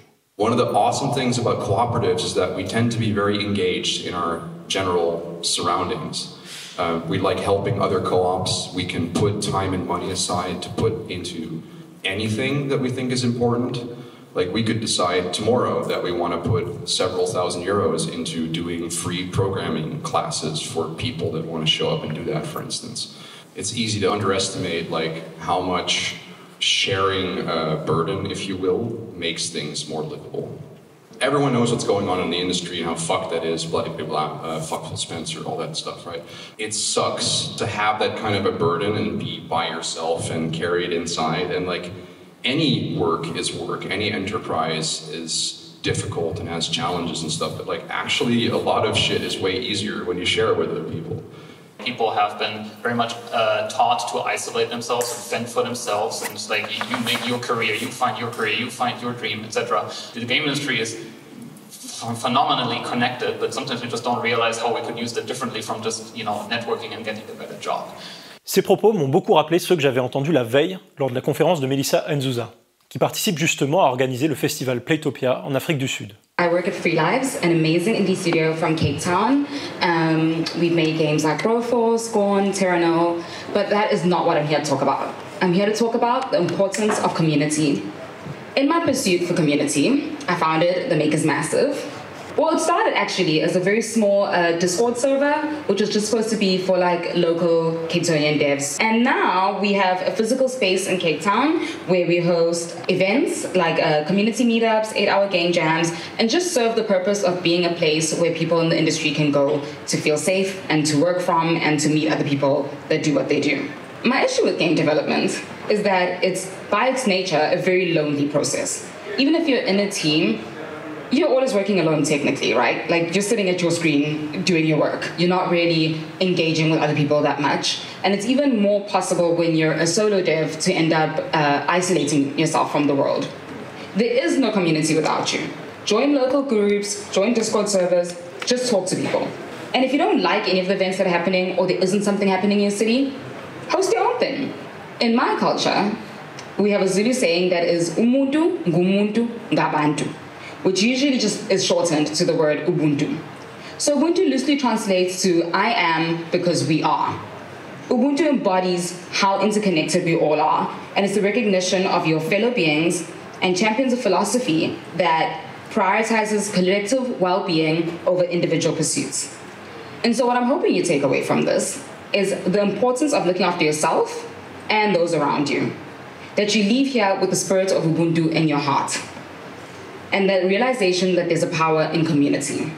You can survive alone, but you can thrive through community. Du point de vue des joueurs, les communautés de développeurs se remarquent rarement. Et pourtant, ce sont elles qui permettent de faire des jeux. Sans elles, pas de diffusion, pas d'outils, pas de rencontres permettant de fonder des studios, et souvent, pas même la conscience qu'il est possible de faire des jeux et que c'est à notre portée. Pour que des jeux apparaissent et pour que ces jeux deviennent meilleurs, il faut que des gens se rassemblent et qu'une scène se forme. Amaze, c'est justement un lieu où se rassemblent différentes communautés. Mais c'est aussi celui où viennent les gens qui n'en ont pas encore, ou qui cherchent des idées pour développer la leur. J'ai rencontré notamment beaucoup de Français travaillant pour le Stunfest, pour le Smash, pour Random Bazaar, des gens qui veulent rassembler les créatifs et les publics dans leur bled. Et puis, alors que je filmais mon ami en train de jouer à un jeu, il y a l'un des devs qui est venu me demander si j'avais des questions, et j'avais des questions.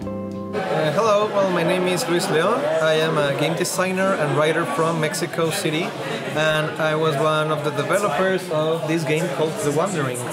We made this project like as a student project, and well, now it's here. So I already knew Amaze from a long time ago. I always thought it was a very interesting festival because you get to see a lot of art house projects, and those are the types of things I want to create in the future. So I felt very at home here. I am pretty excited to just share with people back in Mexico like what's the feeling around here, because I think we should be creating more things like the things you are seeing here. We have independent game festivals, but I would say they are like still developing. I don't want to get too political here, but yeah, definitely like independent creators, we have lots of problems in the scene, so we're just trying to find our way, getting funding from other places, like from international publishers, or just like working these projects that actually like give you money, like for private sectors, and then with that money trying to create more artful projects.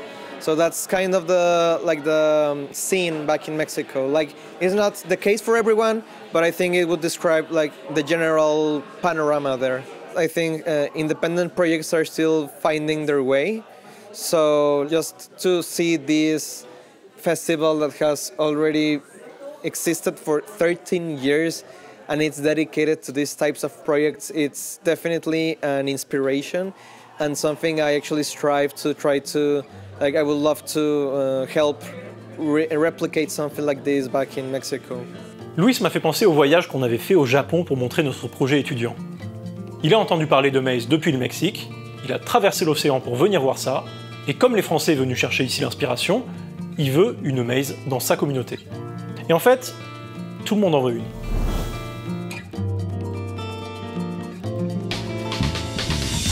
We have a maze, but like I can tell you globally, people are jealous of a maze, right? Like there's one maze, it's this one.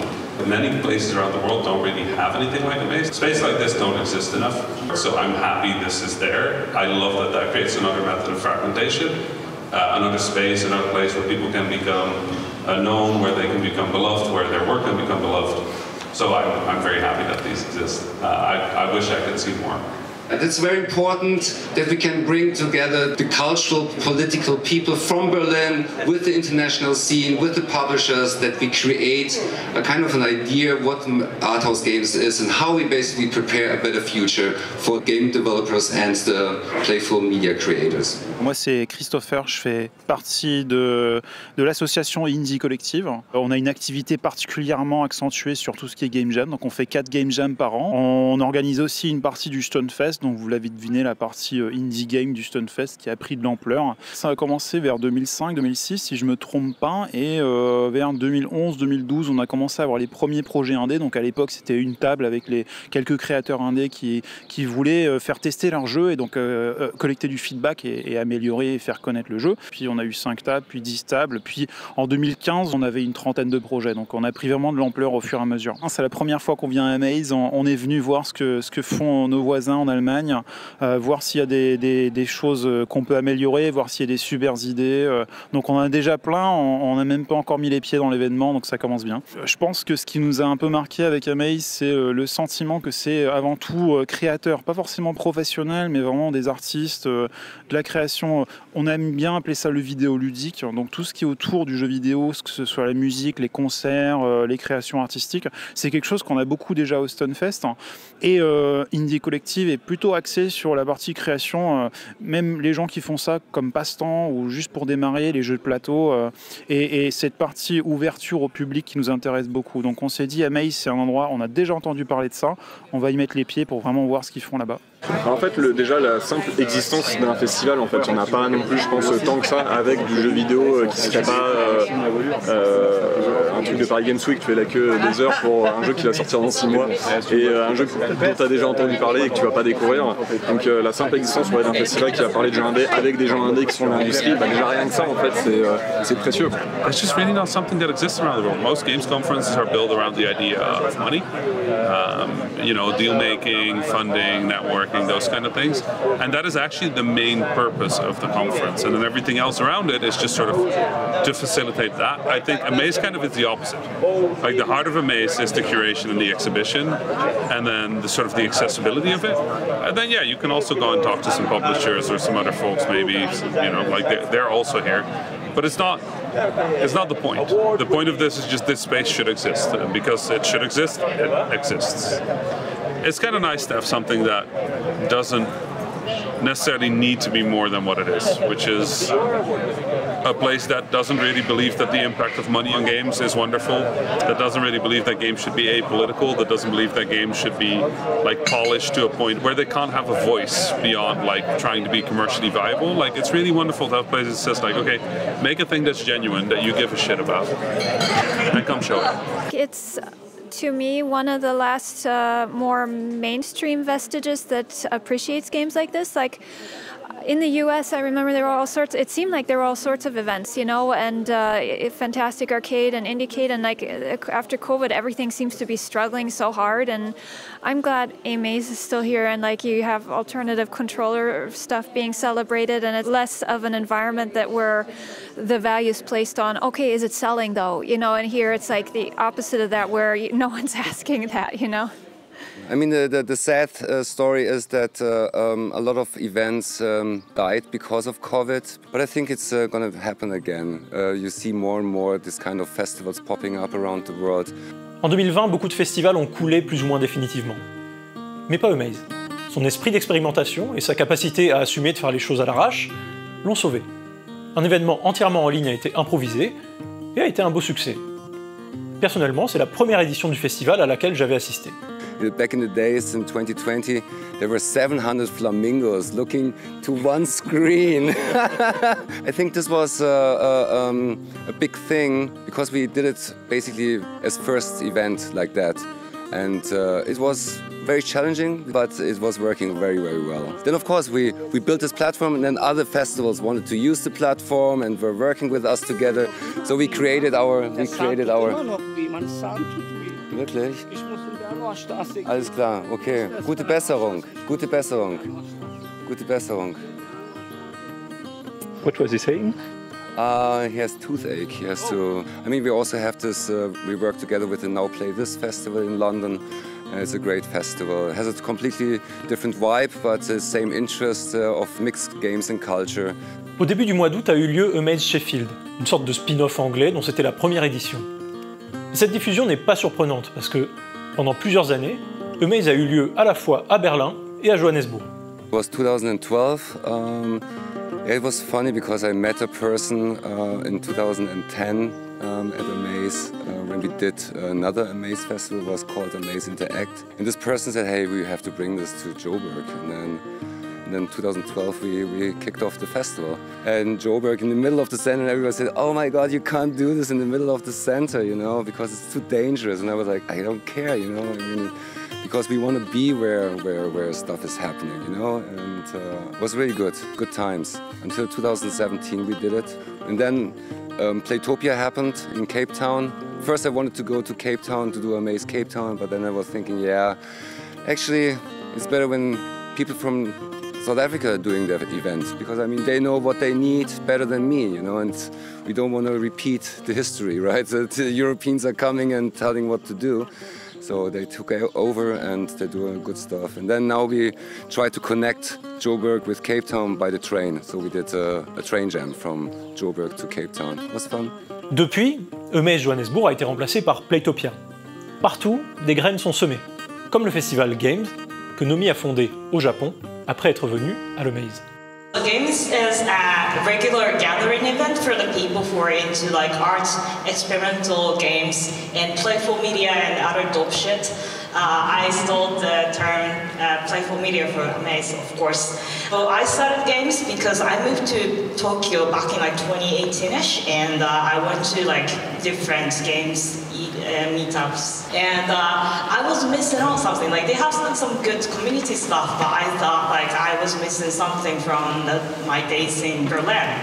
I organized the Orkia Festival with a wonderful team of people, and some are here, and we are trying to bring art, games, films, music, all kind of disciplines together, with the main focus being play. Toronto is an amazing place. We are blessed with a number of cool events in Toronto, but we didn't really have a big festival or conference, and people kept wanting one. They said, it'd be great if there was one.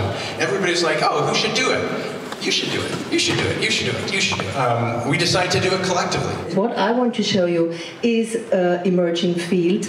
This is something that we just launched in Vienna, which is Experimental Game Cultures, which is a studio where a group of artists, scientists, researchers are collaborating. Le projet, c'était d'avoir une game jam qui se passerait entre trois pays. Donc ça a commencé en Espagne, donc à Montserrat, en Catalogne. Ensuite, on a enchaîné en France, et puis ensuite, on est parti en Estonie faire la troisième partie de la jam. Et donc, on a vu que ça marchait très très bien et que ça a vraiment permis d'explorer la partie diversité et la partie ouverture sur d'autres cultures. Fragmenter l'industrie, ça ne veut pas dire isoler les scènes locales. Ça veut dire les développer suffisamment pour qu'elles puissent communiquer entre elles.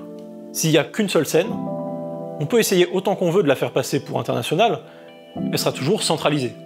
Plus Amaze fera des mules, moins Amaze sera centrale. Elle ne sera que l'une des occasions qu'ont les différentes scènes de se rencontrer. We invited artists from 60 different countries who are contributing to the program with talks, workshops, panels, performances and conversations. I mean, it was from the beginning on we wanted to go international because I think it's important to mix culture, mix people from all over the world and bring their thoughts together. It's very important to also get their perspective and what their needs are and how they work and also what kind of stories they tell, what kind of narratives they put into the games. It's super interesting. I do it really because it's my passion to bring people together. And this is probably the only thing that I can do. Bref, le point sur lequel toutes les personnes que j'ai interrogées étaient d'accord, c'est qu'il n'y a pas encore assez d'événements comme Amaze. Il en faudrait un peu partout, pour décentraliser, pour créer des scènes locales, et pour amener des gens qui s'intéressent pas spécialement aux jeux bizarres, mais qui voient qu'il se passe un truc dans leur quartier et qui finissent par passer 4 heures avec un casque VR sur la tête et voir le visage de Dieu. Ce genre de choses, c'est possible avec les festivals, mais c'est aussi possible avec des structures qui ne sont pas conçues au départ pour le jeu vidéo. Je suis Antoine Eren, je suis à Amaze actuellement et j'organise des événements autour du jeu vidéo avec une association qui s'appelle Random Bazaar. Avec Random Bazaar, on a pas mal d'événements différents. On a à la fois de la diffusion de jeux vidéo à contrôleurs alternatifs, des conférences jeux, des conférences interactives, mélange de jeux de rôle et de conf, et aussi des ateliers d'initiation à la création et ateliers débat discussion. Avec Random Bazaar, on bosse aussi quand même pas mal avec des lieux culturels, des lieux socio-culturels, donc des médiathèques, des centres un peu d'art, art contemporain, etc. Et les médiathèques, voilà, en France, ça fait quand même pas mal d'années maintenant, 15-20 ans, et de plus en plus, on a des espaces jeux vidéo dans ces lieux-là.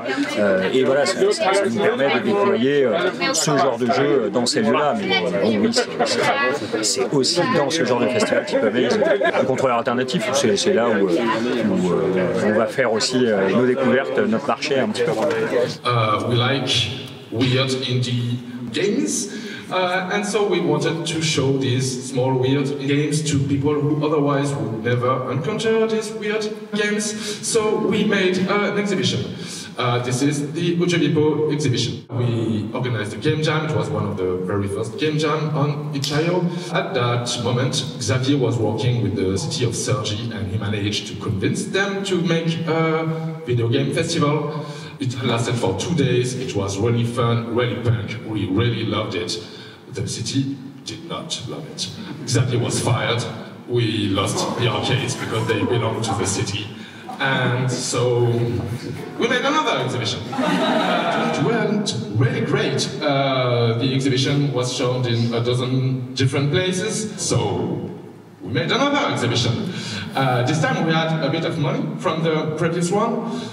So we commissioned artists we loved to make games for us. We associated them with the design of the cabinets. Our exhibition was really clunky, very DIY, and the cabinets were breaking all the time. And when we were in smaller venue, it was okay, but in bigger venue, they didn't really like that. They were used to more professional stuff. They were angry at us. And we were tired and sad that people were angry at us, so we made another exhibition. Ce personnage, c'est Pierre Corbinet, qui a notamment travaillé comme narrative designer sur Heaven ou Bury Me My Love, mais qui s'exprime ici en tant que Pierrec, créateur de Loujevipo. Loujevipo, c'était un blog qui faisait de la curation de jeux expérimentaux, comme par exemple les tout premiers jeux de Grace Bruxner, quand elle n'était pas connue, ou les tout premiers jeux de mon pote Paul avec qui je suis venu à ce festival. Personnellement, c'est à cause de Pierre que je suis tombé dans le rabbit hole des jeux bizarres. Et c'était très amusant de le rencontrer, justement ici, dans le temple des jeux bizarres. Bref, Antoine et Pierre font partie de ces personnes qui, en France, ont beaucoup bossé pour mettre en avant des jeux bizarres et pour rassembler les gens autour de ces jeux, comme le fait Amaze.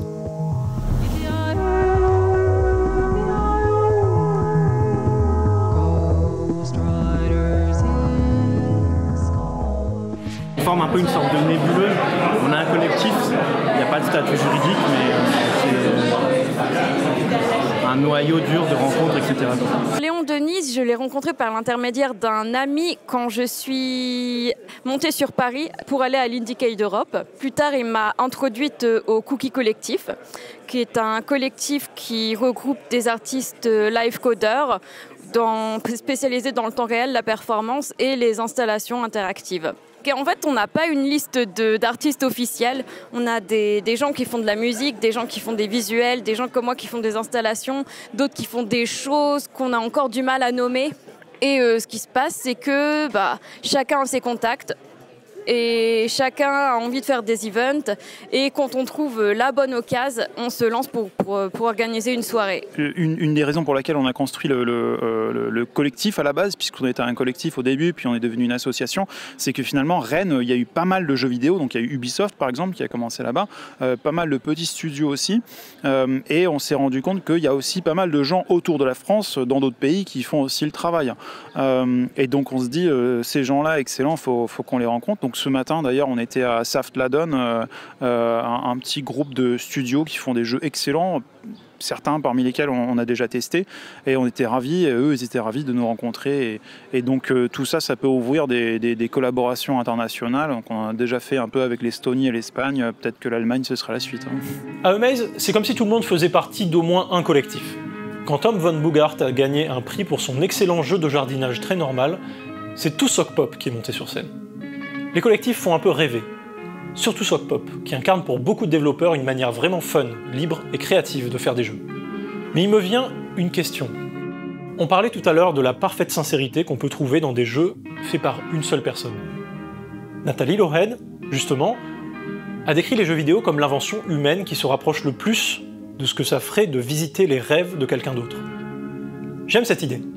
Elle me rappelle ce qu'on disait sur l'expérience personnelle qui nourrit la création. Mais est-ce qu'elle fonctionne toujours quand on est plusieurs? Un rêve peut-il être formé par plusieurs personnes? J'étais obligé d'aller lui demander son avis. Yeah.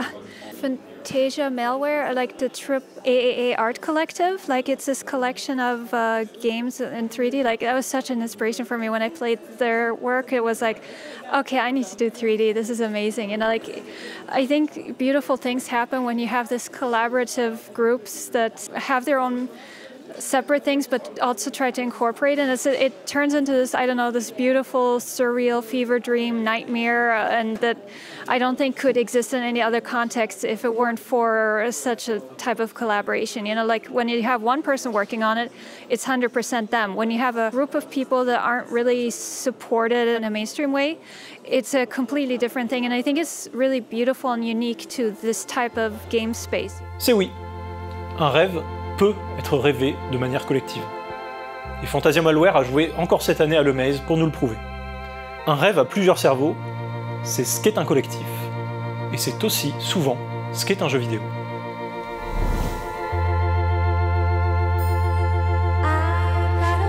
There's an arcade where the cabinet lives, which is where I built that. But it's also a bar, so at 4 p.m. it becomes a bar and people start streaming in, and so that makes things a little difficult to use as a workspace. There's actually a local non-profit which just got a workspace that's going to be like a workshop for building arcade hardware, which feels revelatory, and like it would make this answer extremely different if that had happened 6 months ago rather than like a week ago, so I'm excited about that. Cool. Yeah, it feels like they're solving a problem that everyone who does this has, and it's cool. Nice. Luckily I found a workshop space here in Berlin. Is Motion Lab, and that's really good. It's a really big one. It's a more professional one, a bit more expensive, so I need to be careful with my projects, but they have space. And what they also have, and what's really important also in the Fab Labs, I guess, is that there's other people that know so much stuff that I had never known about, like metalworking, also circuit board design, which I really got into now, but I had no idea. I'm like a software person to start with, but it's so much fun, and then you just need someone, hey, yeah, it's super easy, I'll show you, and that's really the spirit you get in these kind of communal workshops that is super important. Video games in general are very capable of being collaborative because it's so many different disciplines that like no one can do everything well, so it like lends itself really well to just like finding someone who knows how to do it. Like the controllers for our game I didn't fabricate. A friend of mine who's a professional industrial designer who I went to college with, I kind of like was talking to him about the thing. He was like, send me like a model of the outside and I'll do all that. I was like, oh, okay, cool, thank you. And it's like, it's by far the most like good and well-made part of the thing because it's like professional did it. Like he knows exactly what he's doing. I think it's really important and necessary to like, when you don't know how to do something, just like find someone who does, because everybody's a specialist at something. Quand on écoute les personnes qui créent des contrôleurs alternatifs, on se rend compte que leur métier repose souvent sur des lieux partagés et sur des savoirs partagés. Même les gens qui bossent tout seuls profitent de cette coopération. Mais là encore, c'est quelque chose qui existe partout dans les milieux alternatifs, sans être jamais mis en avant par l'industrie. Parce que l'industrie, ce sont des entreprises privées. Et que les entreprises reposent sur, et donc entretiennent, un fonctionnement individualiste. Face à ce constat, qu'est-ce qu'on peut faire? A cooperative can be best thought of as a way of organizing an enterprise or a business where the workers democratically control and own the company. Picture this, and picture the exact opposite of that. And this circle makes sure that there's a cycle of responsibility. So in other words, in a cooperative, I might be the art director or whatever, but if I am not doing a good job in that role, there's actually a built-in mechanism for changing that organization. J'ai beaucoup parlé, en début de vidéo, des décisions déplorables imposées aux développeuses et aux développeurs par les directions, par les conseils d'administration, par les éditeurs. Quelle que soit la taille de la boîte ou la taille de l'éditeur, s'il y a une hiérarchie, le risque est là et il y a très peu de recours pour s'en protéger. Le plus souvent, ce sont ces décisions-là qui réduisent les équipes tout en gonflant les scopes, limitent la prise de risque créative, répandent partout leur conservatisme, nous forcent à courir après des trends qui sont déjà dépassés depuis 2 ans, annulent des projets prêts à sortir, protègent des managers qui pourrissent la vie de tout le monde, imposent des changements de cap qui font perdre des années entières de travail, sapent la communication au sein des équipes, maintiennent les personnes dans un état d'insécurité qui entrave leur créativité et détruit leur santé mentale, les poussant régulièrement au burn-out ou à l'abandon. Le plus souvent, tous les employés sont opposés à ces décisions. Alors, qu'est-ce qui se passerait si c'était les employés qui prenaient les décisions? So if you've ever had a really fucking dysfunctional boss, and we probably have all had that, and it's like, they're never gonna leave because they're the studio founder's drinking buddy or some fucking shit, right? This is a way to make sure that there's like accountability and trust in this system. In systems where like the structure is just invisible, systems of power can get reinforced and like reproduced. It's good to have, oh, this is our structure. As we as a group have decided, if someone's not working, this is when we tell them, this is what the warning looks like. I mean, we don't want to put people on performance improvement plans or whatever, but like having a structure so it's not a surprise and so everyone knows what's happening. I've been working in games for over 10 years. I've been doing mainly like design. I've also done like art and narrative and a bunch of shit. So nowadays I get to very lazily stuff myself in the container term creative director. I'm here because last year I started the process of starting a worker co-op here in Berlin. To put it very simply and dramatically, I reached the point in my career where I can no longer continue making games unless I do it in an environment that respects me as a human being. Like, you know, I started the co-op coming out of a burnout at my previous job, and that was really like hitting a brick wall. It made me realize that I've had a cycle of almost burnouts throughout my entire career, and I wanted to not do that anymore. But I spoke to all these game devs and they were all burning out, and I noticed a trend, especially around neurodivergent, autistic, ADHD, others, LGBTQIA, sick, chronically unwell people, that they wanted a different system. The system is especially hard on people who are marginalized. It is awful. So yeah, a lot of co-ops are founded by people who identify as a member of a marginalized group, who have been sexually harassed out of the industry or bullied out of the industry, and then they're building their own industry. Construire ensemble les règles selon lesquelles on va coopérer, c'est déjà un pas de géant vers une structure plus pérenne. C'est un excellent début. Mais ça ne règle pas tout. Parce que ce qu'on voyait comme les dysfonctionnements d'une boîte, c'était en fait le fonctionnement normal du système. Alors, même en dehors des entreprises, on souffre. Même les gens qui bossent tout seuls souffrent. So the years 2020 and 2021 seemed like even though things were going well in my career objectively, I was very, very sad, and I had been for a very long time. And once I realized this, it made sense as to why I found making the game so difficult. But no stress. No matter, we will finish the game 2 weeks later like brave knights and present it to the public. They love it. The project at this point had taken up 20% of my life. So I feel this like great weight lifted off me after the last few years. I shall hope nothing else bad happens. I felt this pressure that I wasn't contributing to society anymore. I had so many emails and messages asking what my next project was and asking for more from Detective How Dare They. I just wanted to do nothing. Or like sit in a field in a suit and relax. I think work is broken. Work is broken, we're underpaid, we're overworked. Anyone here work overtime, work longer than you need to? Even if you're self-employed, like work long hours, you're exhausted, you're working too much. La plus grosse partie du problème n'est pas spécifique aux jeux vidéo. Ce qui rend nos jobs pénibles, c'est la même chose qui rend pénibles les jobs de tous les autres. C'est le capitalisme.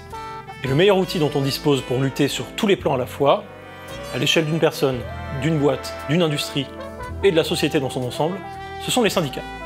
Ils permettent tout simplement aux gens qui ne sont pas en position de pouvoir d'unir leurs forces. Et c'est en train de se produire, même dans des pays comme les US qui font historiquement la chasse aux syndicats. Récemment, Bethesda s'est syndiqué massivement, et plus de 500 personnes à Blizzard, l'intégralité de l'équipe de World of Warcraft, ont annoncé en même temps avoir rejoint la lutte. C'est seulement avec ce levier que les poids qui transforment les développements en souffrance et les jeux en déception peuvent être levés. Renforcer les communautés locales, établir des distributeurs indépendants, dépasser les monopoles, tout cela sera plus facile à faire une fois qu'on aura des coopératives unies et des syndicats forts. I mean, I think the two things that I'm seeing hope in right now is that a lot of indies are starting to understand that the system as it's built now is never going to work for them, right? Like it's a system that's built to work with them or, you know, to exploit them to some degree, but that a more sustainable, more fair way of making games is going to be important. Is it enough to change the way your studio works, or is the problem a macro problem that involves the larger market with the way publishers and distribution and everything else works? Is it big enough, I guess? Yes. Yeah. We work in a system that's generally not working for us, not in our favor. So we're trying to counterbalance this and break it out, but we are very limited. I think just restructuring your studio, creating a little perfect world there. It's not the perfect world if the world outside is still, as you said, burning. So this is a little step that might, if done right and if connected with the right people, can us bring on the path that changes something. But we definitely, in the end, parts of our attempts to change something needs to target the larger way of how we produce things, which is larger economics. I wanted to add, it's a continuum, right? Like we live in, our entire economy is based around value extraction. So whether that's disproportionate value extraction in the, let's say, micro scale of an office or the macro scale of an industry, the answer is indeed yes. I also think it's worth it working down here. And also we should strike against the publishers and the distribution platforms, and we should just rip it up. Both, we can have it all. Yeah, no, do the co-op publisher, like make a publisher that is a co-op of co-ops, and then someone will make a co-op publisher, and then someone else will, and eventually they'll be successful, and then more and more there'll be examples, and other people go, you know, oh, maybe this kind of stuff. I think it's going to happen. I think it's inevitable in a both ominous and hopeful way, in a way. Like, I really think the industry will undo itself in this direction. Doesn't mean we should sit around and wait for it to happen, of course, but...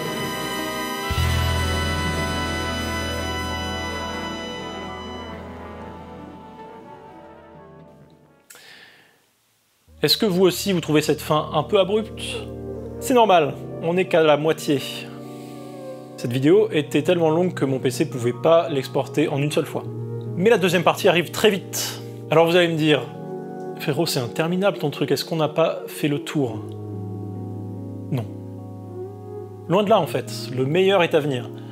Si vous voulez entendre parler des liens étroits entre le JV et les autres arts et de ce à quoi ils peuvent nous servir, de pourquoi et comment s'adresser à des publics qui ne jouent pas encore, de contrôleurs alternatifs, un petit peu plus parce qu'on n'a pas fini, de jeux non commerciaux, de l'impact politique et écologique du jeu vidéo, de la mort de la curation, si vous voulez voir l'interview du cofondateur de Die Gute Fabrik, ou tout simplement si vous aimez pas faire les choses à moitié, je vous donne rendez-vous dans une semaine. À très vite.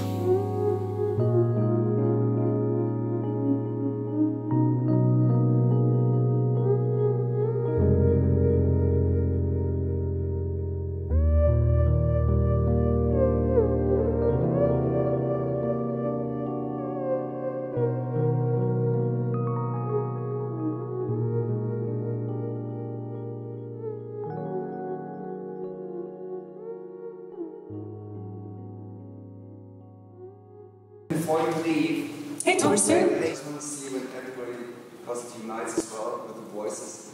If you play this. Oh, we play. Yes. Okay, let's do our photo and then play.